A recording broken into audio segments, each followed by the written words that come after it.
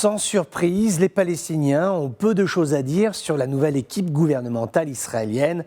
Ramallah s'est exprimé à demi-mot pour estimer que cet aéropage hétéroclite ne sera vraisemblablement pas le signataire d'une paix juste et durable. Le djihad islamique et le Hamas comparent ce gouvernement, je cite, à une entité de colons qui doit être combattue par toutes les forces de la résistance. Fin de citation. Au-delà de ces formules de circonstance, la nouvelle équipe israélienne va modifier le rapport de force entre Tel Aviv et les factions palestiniennes, à la marche, certes, mais tout de même, déjà avec des impacts. L'Égypte devait organiser une réunion interpalestinienne pour réfléchir à la création d'un gouvernement d'unité nationale, projet daté de 2006, année de la dramatique législative, achevé de sanglants règlements de compte à Gaza. Le Caire a décidé de reporter la réunion.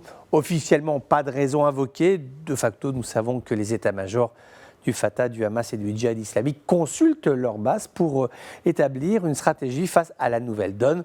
Ce gouvernement dirigé par Naftali Bennett, l'homme de droite, s'il en est, ancien membre des forces spéciales et personnalité politique, situé vraiment à la droite de l'échiquier politique israélien. Si le nouveau Premier ministre du Hamas, qui est entré en fonction, c'était dimanche et dont l'équipe vient de se mettre au travail, si Issam Al-Dalis sait qu'il n'y a pas grand-chose à attendre de Bennett, il est obligé de prendre en considération cette nomination porteuse d'une inconnue. Que sera la relation Bennett-Biden? Va-t-on revivre la lune de miel Trump-Netanyahou? Est-ce que l'orientation asiatique des préoccupations américaines va conduire l'allié israélien à être plus autonome sur des sujets tels que les colonies en Cisjordanie, les territoires dans la vallée du Jourdain? Le jour où Bennett a été nommé Premier ministre, les forces israéliennes sont intervenues pour démanteler un camp de familles palestiniennes bédouins au nord-est de Ramallah.